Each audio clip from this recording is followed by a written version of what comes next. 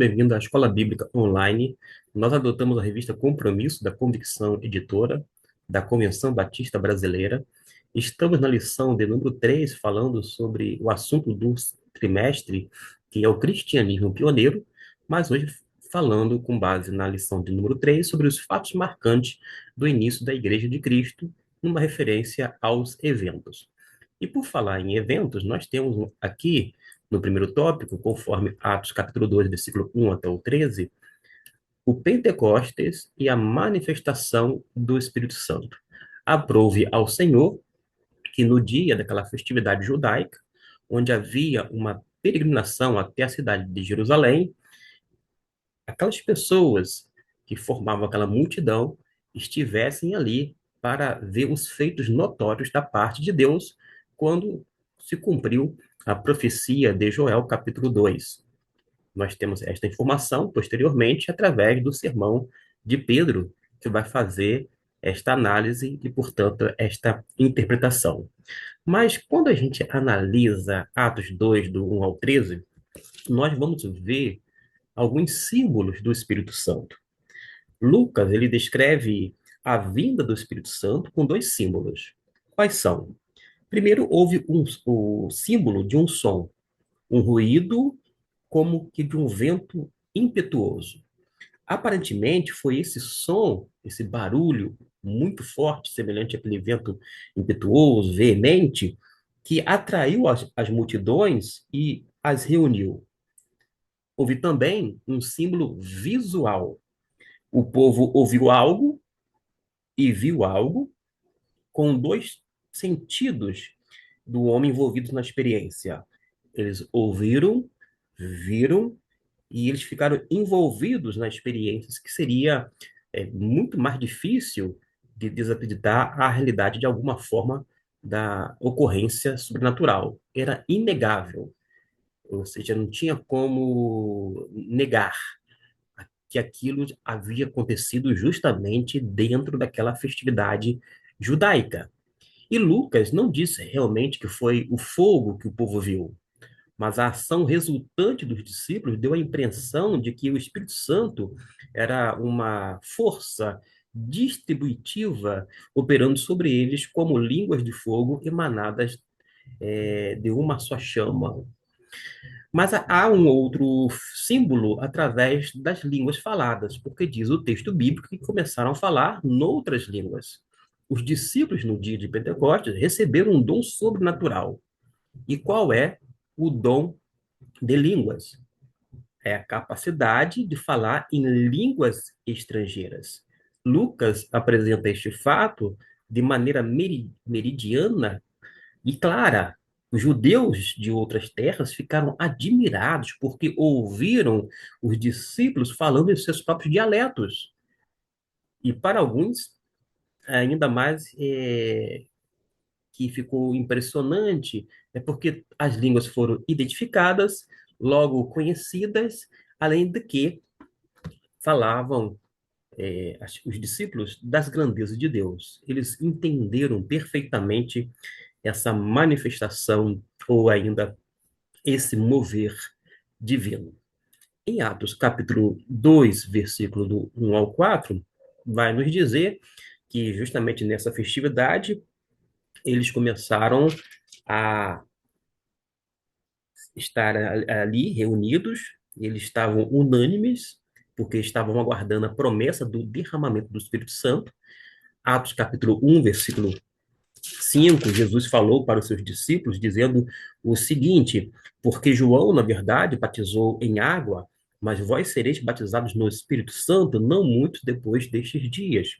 E justamente no dia de Pentecostes, os judeus estavam ali reunidos, aguardando em reunião, eles estavam orando, eles estavam reunidos no mesmo lugar, e de repente, mostrando que foi uma ação unilateral, eles não adotaram nenhum tipo de expediente para tentar reproduzir ou produzir um fenômeno sobrenatural, pelo contrário, de maneira unilateral, ou seja, somente conforme a soberania e o poder de Deus, o seu querer, que foi feito tal coisa, de modo que não tem uma participação humana, em hipótese alguma, em relação a esse fenômeno verdadeiramente pentecostal.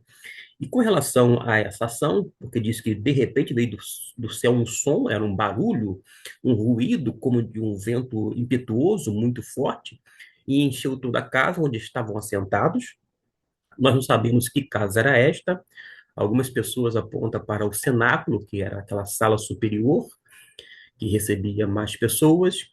De qualquer maneira, diz o texto na sequência, no versículo 3, que e apareceram distribuídas entre eles línguas como que de fogo, e pousou sobre cada um deles, e todos ficaram cheios do Espírito Santo e passaram a falar em outras línguas, segundo o Espírito Santo concedia que falassem. O que nós podemos falar com relação a estes 4 versículos que foram lidos e que está sendo agora feito alguns destaques? Primeiro que o termo Pentecoste significa quinquagésimo e se refere ao quinquagésimo dia após o sábado da Páscoa.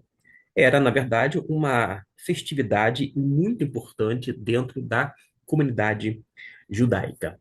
Mas quando a gente prossegue, observe que todos estavam presentes, todos os apóstolos, e provavelmente todos aqueles quase 120 pessoas, conforme o texto nos diz, no versículo de número 15 do primeiro capítulo, porque lá vai dizer o seguinte: naqueles dias levantou-se Pedro no meio dos irmãos. Ora, compunha-se a assembleia de umas 120 pessoas, ou seja, aproximadamente ou quase 120 pessoas.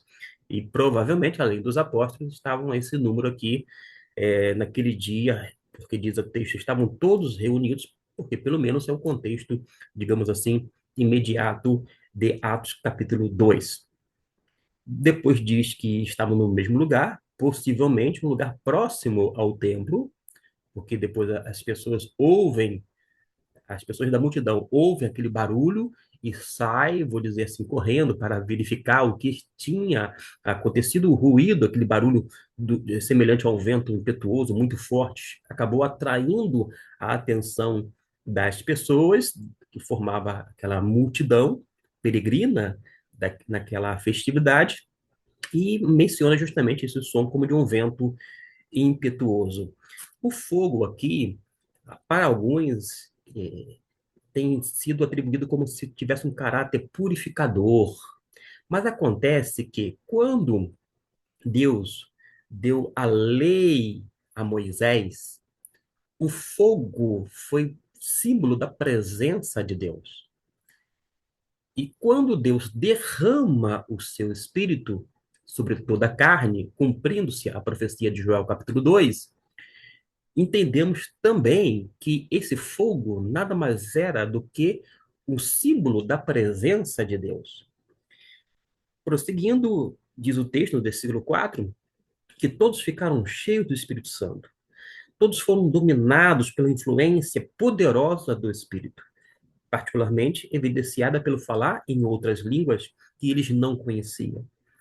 A vinda do Espírito Santo no Novo Testamento é o cumprimento da profecia, ou seja, da promessa registrada em Lucas capítulo 24, versículo 49, Atos capítulo 1, versículo 5 e 8, e o Espírito Santo também estava presente e ativo com o povo de Deus lá no Antigo Testamento, porém, a partir desse momento, a sua presença é percebida de modo mais acentuado, porque ele abençoa mais pessoas do que jamais ocorreu. A gente tem que ver como é que era a, a concepção, a atuação antes do Pentecostes e depois do Pentecostes. O feito mais notório é que o Espírito Santo passa a habitar de forma permanente em cada crente, não mais agindo conforme outrora, que vinha sobre algumas pessoas tidas como especiais por conta das funções específicas, como sacerdotes, reis, profetas, juízes e etc. e tal. Aqui não.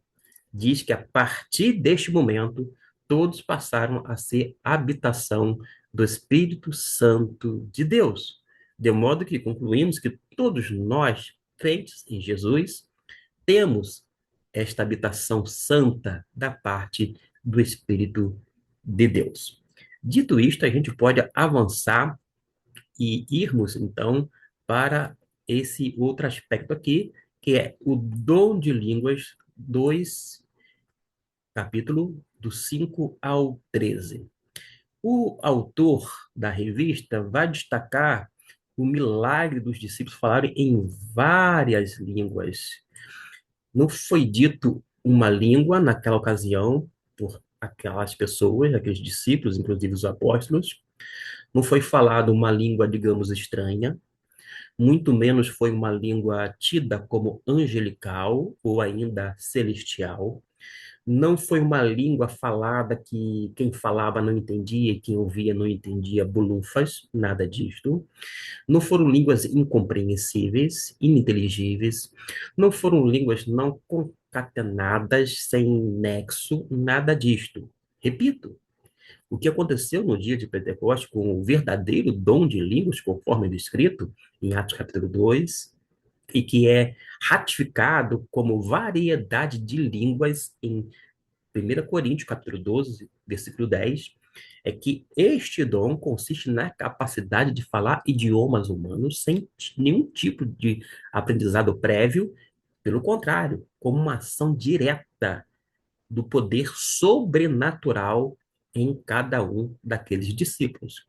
Foi, portanto, conforme foi colocado aqui, uma capacitação divina para a pregação do evangelho. Na verdade, aqui, isto foi dito pelo autor da revista. Mas no dia de Pentecostes, a gente vai observar que as línguas não foram utilizadas para a pregação do evangelho.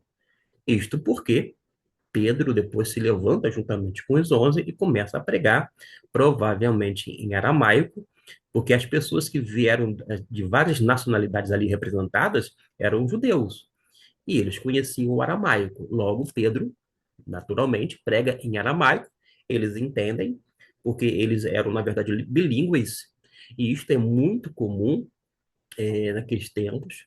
As pessoas sabiam mais do que o seu idioma, a sua língua nativa, eles sempre conheciam e sabiam e aprendiam a língua utilizada pelo povo dominante ou pelo povo conquistador. Isto é comum também quando a gente verifica nos países da América Latina que foram colonizados, países africanos, enfim, todas as colônias sempre falavam seus idiomas nativos, o povo, bem como a língua daquele que dominava, aquele colonizador, digamos assim. E isto era completamente comum, não apenas na época, mas dentro desse sistema, conforme a gente tem verificado no decorrer da história. Mas o fato é que o conteúdo das línguas ali era um conteúdo, digamos, de exaltação, de louvor. Por que eu digo isso? Porque quando eu me dirijo, e você pode abrir a sua Bíblia ou mantê-la aberta, no versículo de número 11, na parte final, vai dizer assim: como os ouvimos falar em nossas próprias línguas as grandezas de Deus. Eles estavam maravilhados, atônitos, pelo fato de que aqueles galileus, com seu sotaque característico, é, estavam falando línguas estrangeiras. Havia aquela lista das dezenas de nacionalidades ali representadas, e depois eles ouviram falar das grandezas de Deus. Logo, eu faço essa ressalva aqui porque a gente precisa explicar a Bíblia. O objetivo é este. Não simplesmente ficar lendo a revista. Não é escola revista dominical, senão escola bíblica dominical. De qualquer maneira, houve o cumprimento da promessa de Jesus de Nazaré ao enviar o Espírito Santo. Jesus já havia dito, conforme Lucas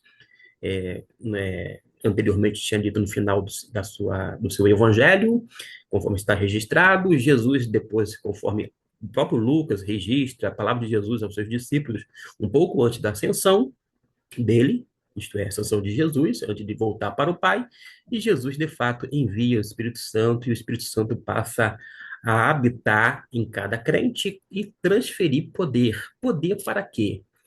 Um poder para a exibição? Não, era um poder para ser testemunha de Jesus.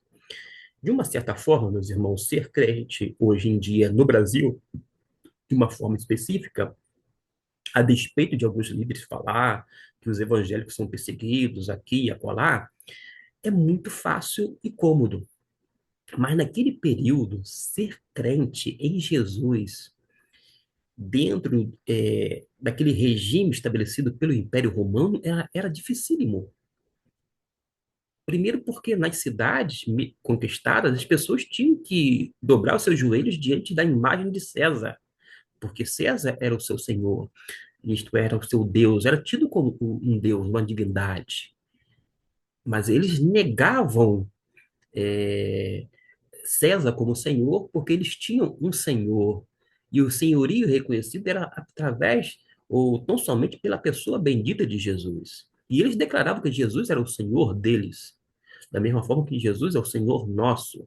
E se Jesus é o nosso Senhor e Deus, nós temos que fazer conforme as suas orientações, mediante os seus ensinos, e, sobretudo, nos tornarmos semelhantes a quem? A Jesus. Às vezes nós parecemos muito com os nossos líderes, alguns gurus religiosos e até mesmo indo para o campo político e ideológico. As pessoas começam a se apegar aqui e acolá através de figuras tidas como representativas. Mas, ora, nós somos cristãos, logo devemos tornar cada vez mais e mais parecido com Jesus. Aprenda uma coisa: quanto mais parecido com Jesus, menos com o mundo nós seremos.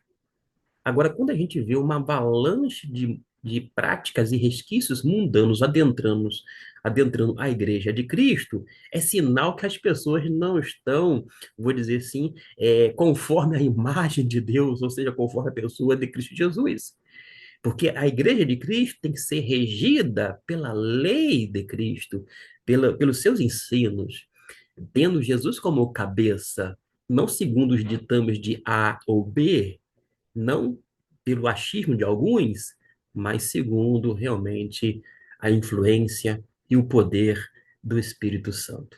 Vamos agora para uma outra análise, desta vez sobre esse texto aqui que eu quero destacar, Atos capítulo 3, versículo 1 ao 10, que fala sobre a cura de um deficiente físico e a manifestação do poder de Deus. Vamos tecer alguns comentários, porque a gente tem informação pelo texto bíblico e vale a pena você dar uma pausa, fazer a leitura da palavra de Deus, depois você continua. Se não voltar para este vídeo, não tem nenhuma dificuldade. O importante mesmo é ler a palavra de Deus. Caso você tenha voltado após fazer a leitura, se não que já tenha feito a leitura de forma prévia, a gente pode então falar sobre essa cura realizada no templo, porque diz o texto bíblico que Pedro e João, são apóstolos, subiam ao templo para a oração da hora nona. E era levado um homem coxo de nascença, o qual punham diariamente à porta do templo chamada Formosa, para pedir esmola aos que entravam. E a gente sabe que ocorreu uma manifestação maravilhosa da parte de Deus, porque é nos dito pelo próprio texto bíblico que Pedro não tinha nem ouro nem prata, aquele deficiente esperava uma esmola. Porém, no versículo 6, Pedro lhe disse: Não possuo nem prata nem ouro, mas o que tenho, isso te dou. Em nome de Jesus, o Nazareno anda. Note que o apóstolo Pedro não tinha riqueza, mas ele tinha um Senhor. Ele era escravo de Cristo Jesus. Jesus era o seu amo. Jesus, quando fala que era o seu Senhor, era o seu dono. Pedro era propriedade de Jesus. Pedro não tinha riqueza. Nos dias atuais, com essa efervescência de apostolado, quantos se intitulam apóstolo aqui e acolá, a torto e doidado? As pessoas ficam se valendo desse título, apóstolo, e não todas, mas algumas delas ficam enriquecendo às custas da fé alheia, quando não mediante uma exploração de um determinado feito, como os chamados ministérios de curas e milagres, onde há uma espécie de barganha, ou seja, você dá uma oferta e você, em contrapartida, é agraciado por Deus e vai nesse naipe, uma coisa realmente horrível e deprimente, quando a gente analisa não apenas à luz da Bíblia, mas também eticamente falando, dentro dessa ética chamada cristã, e a gente observa que o apóstolo Pedro, se vivesse entre nós e falasse assim: eu não possuo nem ouro, nem prata, eu não tenho riqueza, algumas pessoas teria uma atitude de afastamento de Pedro, achando que ele não era uma pessoa temente a Deus, afinal de contas, ele não moraria num condomínio de luxo no Rio de Janeiro, numa zona emergente, como a Barra da Tijuca. Ele não teria aviões como alguns televangelistas, alguns chamados apóstolos, quando não pessoas que têm um cargo tão importante dentro de uma denominação, tem. Não tem sequer um jato particular, um avião particular. Não mora, vou dizer assim, e não faz uso de uma conta bancária tão recheada. Provavelmente, Pedro seria deixado de lado. Porque as pessoas gostam muito hoje em dia de ostentação, gostam dessas coisas, dessa apresentação, dessa aparição. Mas acontece que Pedro, mesmo tendo negado Jesus lá atrás, ele se arrependeu verdadeiramente e ele se coloca como instrumento nas mãos de Deus. E como instrumento nas mãos de Deus, ele é muito sincero e é claro: olha, eu não tenho ouro nem prata, eu não tenho riqueza, mas uma coisa te dou. Em nome de Jesus, não era pelo nome dele, não era pela vontade dele, não era pela fé dele, mas era em nome de Jesus. E aquele homem foi curado. E a gente observa justamente o que ocorreu ali no templo. Quando a gente fala no templo, era os átrios do templo e particularmente aquele próximo à chamada né, Porta Formosa, que possivelmente foi chamado de Porta de Nicanor, feita de bronze de Corinto, por exemplo. A gente não sabe a localização exata da onde ocorreu, mas o fato é que nós temos esse feito de que foi em nome de Jesus. O nome de uma pessoa representa o que ela é e o que ela faz. É o que a gente vê, por exemplo, em Atos capítulo 4, versículo de número 12, o qual faço a leitura, e você, como estudante da escola bíblica, já sabe de qual é salteado esse versículo, mas eu faço questão de ler, porque há pessoas novas convertidas chegando e querendo realmente saber a referência bíblica, querendo saber, e é importante que saiba que o que a gente fala aqui não é da nossa mente, do nosso coração, não vem de nós mesmos, mas vem da palavra de Deus. E Atos capítulo 4, versículo 12 diz: E não há salvação em nenhum outro, porque abaixo do céu não existe outro nome dado entre os homens, pelo qual importa que sejamos salvos, diz a palavra de Deus. Nós temos essa informação e graças a Deus que houve esse milagre sobrenatural que foi feito em nome de Jesus, sem nenhum tipo de barganha. Pedro não pediu oferta.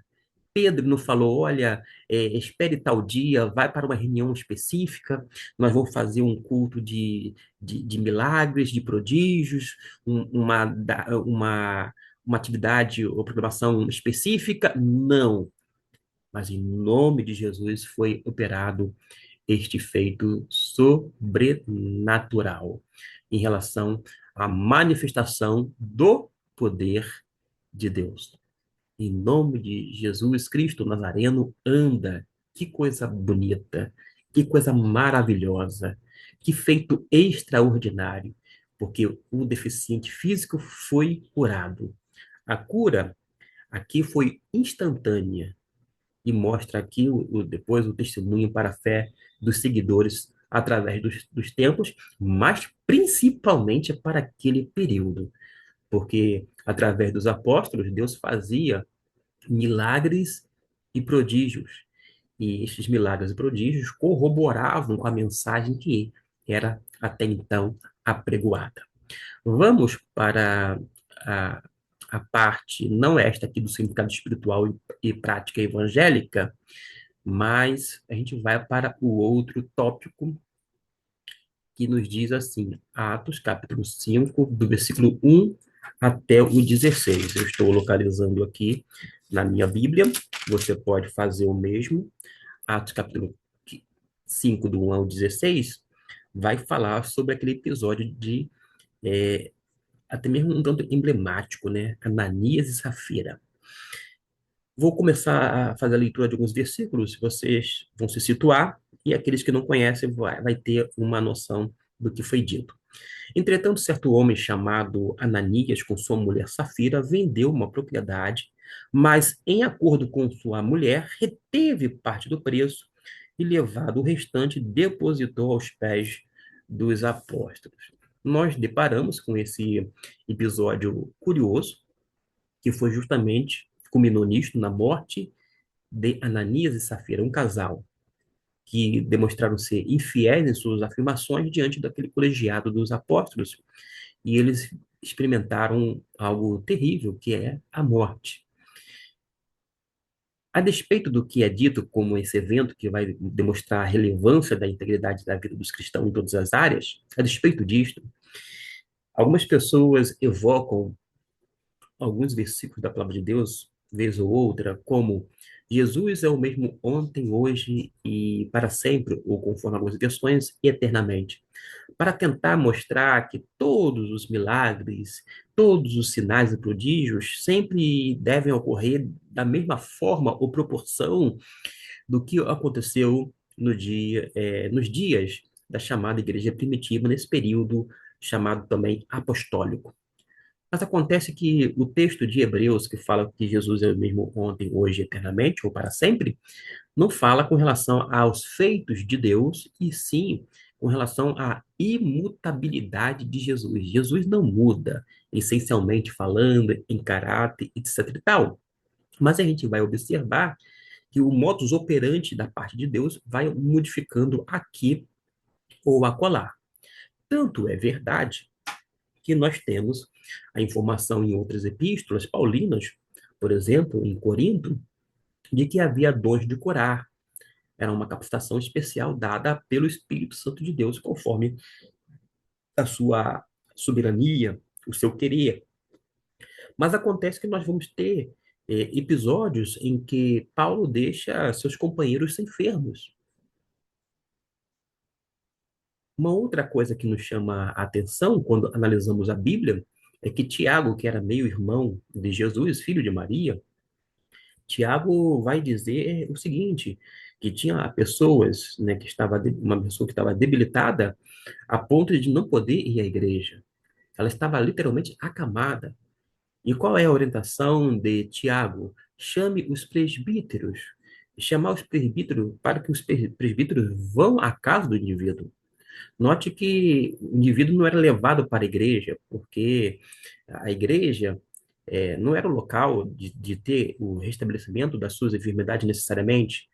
Hoje, por exemplo, quando a pessoa está doente, ela recorre ao médico, a um posto de saúde, a um pronto-socorro, a um hospital, não é verdade? E acontece que, naquele período, havia também médicos. E o próprio Jesus reconheceu o ministério não, o exercício da medicina, dizendo que os sãos não precisam de médicos, mas sim os doentes. Jesus não desqualificou a classe médica, pelo contrário. Jesus até mesmo ele reconhece a medicina como tal. E acontece que a gente vai observar que não tem essa prática, pelo menos no Novo Testamento, de levar os doentes na igreja, sequer para serem ungidos com óleo. Por quê? eram os presbíteros, isto é, os pastores deveriam ir na casa de uma pessoa acamada, que tinha essa impossibilidade de se locomover, ao tal ponto de impedir de estar na igreja. E ali tem aquele recurso, discussão à parte, se era um recurso, aquele óleo medicinal ou não, se era terapêutico ou não, eu posso é, depois mostrar num outro vídeo. Mas o fato é que não foi o óleo em si, seja terapêutico ou não, que acabou curando, restaurando a pessoa. Pelo contrário, diz o texto na sequência que a oração da fé salvará o doente. E Deus o restabelecerá ou levantará. Quem levanta sempre é Deus. Da mesma maneira, quando eu estou acometido de uma enfermidade, eu procuro um posto de saúde, quando não, um pronto-socorro aqui próximo de casa. Já tive algumas entradas na emergência, fui atendido, foi receitado medicação. Eu, mesmo assim, eu oro ao Senhor, Senhor, abençoa essa medicação. A gente ora porque reconhece que toda questão relacionada à cura, quando não ao fato de sarar, vem de Deus. A gente reconhece. Mas acontece que diz o texto que, com relação a Ananias e Safira, eles tentaram ludibriar os apóstolos. E aqui vai ter um comentário do autor que fala que, no fundo, eram infiéis e sovinas, embora em atitude de engano procuram demonstrar que estavam doando tudo aquilo que possuíam, eles foram punidos sim com a morte. E o que a gente pode dizer é o seguinte: se Deus agisse da mesma forma conforme alguns alardeiam por aí, inúmeras pessoas iriam morrer semanalmente nas nossas igrejas, porque agem de maneira semelhante. Tudo isso para mostrar que o modus operandi de Deus é bem diferente daquele que nós achamos, mas a gente pode ver o modus operandi de Deus através de uma análise, observando a sua ação nas escrituras sagradas. Em relação a Ananias e Safira, a gente vai notar, sim, que o egoísmo desse casal é contrastado com a abnegação de Barnabé. Dentro do texto, nós temos um exemplo positivo que foi Barnabé. Barnabé foi um homem bom, um homem cheio do Espírito Santo e de fé. Diz o versículo 2 que já foi lido, que Ananias e Safira reteve parte do preço. Eles tinham, meus irmãos, o direito de reter para si mesmo todo o lucro da venda, uma vez que a terra e o lucro da venda lhes pertenciam, conforme nos diz o versículo 4, se a gente continuar a leitura bíblica. Mas logo não tinham necessidade nem o direito de mentir. Para que mentir? O testemunho da igreja estava, digamos, em perigo por causa do pecado de alguns. No versículo 3 diz o texto que encheu Satanás, esta é a expressão. Então Pedro disse, Ananias, por que encheu Satanás o teu coração para que mentisses ao Espírito Santo? Encheu Satanás o teu coração. Nós temos outros exemplos que Satanás e a sua influência é percebido, inclusive, na vida de Pedro, conforme Marcos 8, versículo 33, também na vida de Judas Iscariotes, de acordo com Lucas 22, versículo 3. Mais tarde, inclusive, Pedro vai advertir os cristãos da influência poderosa de Satanás, porque Satanás poderia ter sobre a vida deles, quando ele fala lá na sua primeira epístola, numa referência a 1 Pedro, capítulo 5, digo, 1 Pedro, capítulo 5, isso mesmo, versículo de número 8. E já que nós citamos 1 Pedro 5:8, vou fazer logo a leitura para que depois você não venha ficar assim titubeando. É porque no versículo 8 nos diz: Sede sóbrios e vigilantes, o diabo, vosso adversário, anda em derredor, como leão que ruge procurando alguém para devorar. É isto que nos diz a palavra de Deus.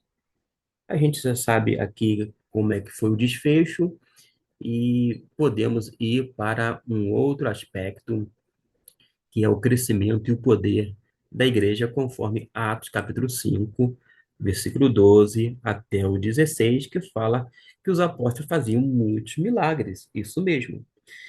Houve muitos sinais e prodígios eram feitos entre o povo pelas mãos dos apóstolos, e costumavam todos reunir-se de comum acordo no pórtico de Salomão, mas dos restantes ninguém ousava juntar-se a eles, porém o povo lhe tributava grande admiração, e crescia mais e mais a multidão dos crentes, tanto homens como mulheres, agregados ao Senhor, a ponto de levar os enfermos até pelas ruas e os colocaram sobre leitos e macas, para que ao passar Pedro, ao menos a sua sombra se projetasse em algum deles. Afluía também muita gente das cidades vizinhas a Jerusalém, levando doentes, atormentados de espíritos imundos, e todos eram curados. Não diz aqui que os apóstolos instruíam a fazer aquelas pessoas fazerem tal coisa, para a ponto de levar, assim, a ponto de levar os enfermos até pelas ruas, para que a sombra deles, né, curasse. Não tinha esse estímulo, em hipótese alguma, da parte dos apóstolos. Se era superstição ou não, eu não estou aqui agora para dizer qual era a atitude, ou seja, o que motivava aquelas pessoas a fazerem isto. Mas o que o texto diz é que afluía, no final, afluía também muita gente das cidades vizinhas a Jerusalém, levando doentes, atormentados, e a essas pessoas aqui do grupo de espíritos imundos, e todos eram curados. Quando a gente trabalha essa questão aqui, o que a gente pode mencionar? Houve uma nova perseguição pelo Sinédrio, e Lucas retoma o relato da perseguição de Jerusalém, e, ironicamente, os líderes religiosos judaicos perseguiram por causa dos ciúmes, uma vez que as multidões iam buscar ajuda e cura com os apóstolos. Aí bateu uma ciumeira tremenda nesses líderes religiosos. No entanto, os apóstolos se alegravam por causa do próprio sofrimento e continuavam a proclamar o nome de Jesus. Estavam pregando poderosamente Cristo Jesus. Embora alguns aspectos desses acontecimentos sejam exclusivos desse momento, aparentemente Lucas desejava que os seus leitores permanecessem fiéis e se alegrassem ao sofrerem perseguições. O mesmo é válido para todas as épocas, porque todas as pessoas que aceitam a Cristo Jesus, que o servem, que agem realmente de forma comprometida, vai ser perseguido. É o que Jesus nos diz lá no sermão da chamada bem-aventurança. E bem-aventurados sois vós quando perseguidos e mentindo, disserem todas as coisas, todo mal contra vocês, por minha causa, por causa do meu nome, por mim. Nesse sentido, todos nós seremos perseguidos.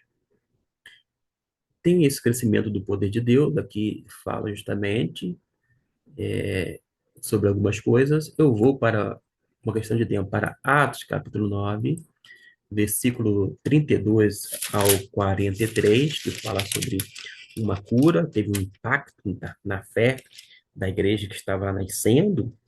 E quando a gente observa Atos 9, agora sim, que fala sobre a cura de Enéas, passando Pedro por toda parte, desceu também os santos que habitavam em Lida, encontrou ali certo homem chamado Enéas, que havia 8 anos jazia na cama, pois era o quê? Paralítico.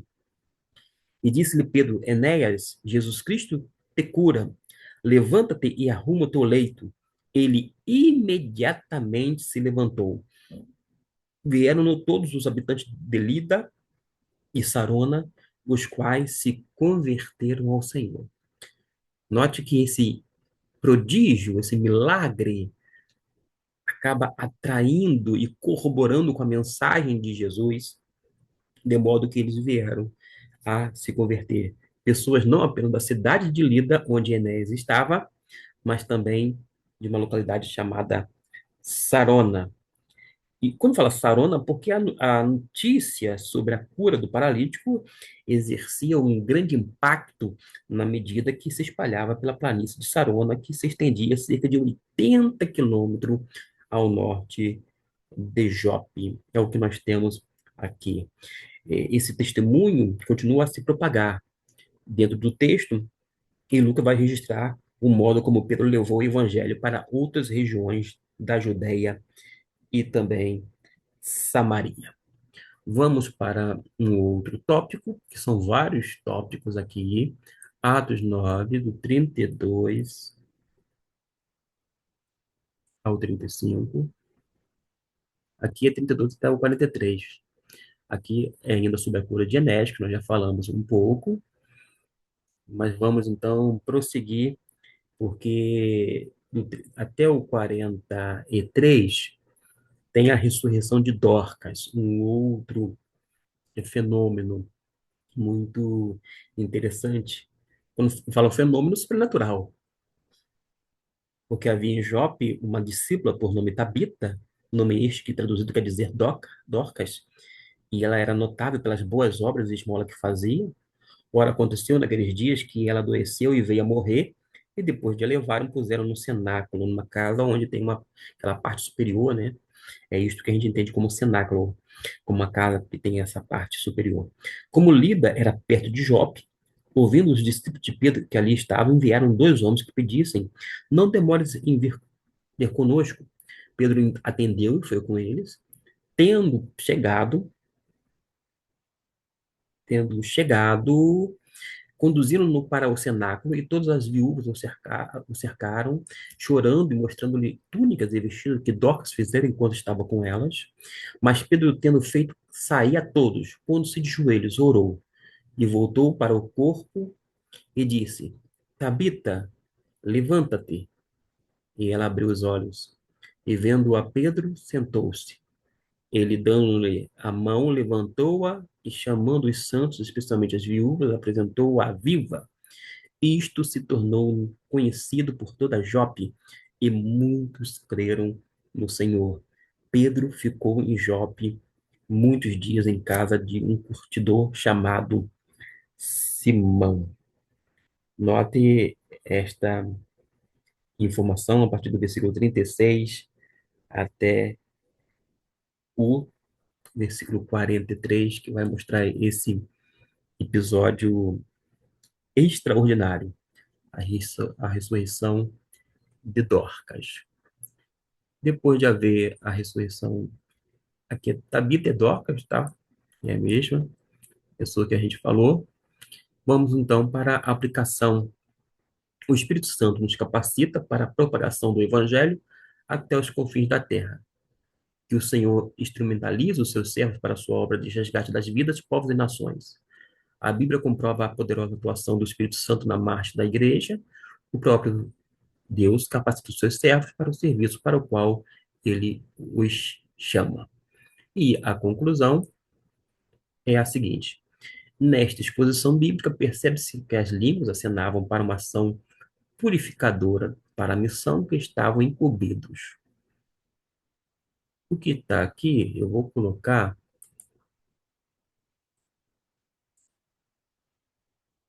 acenavam para a ação purificadora para que estavam incumbidos.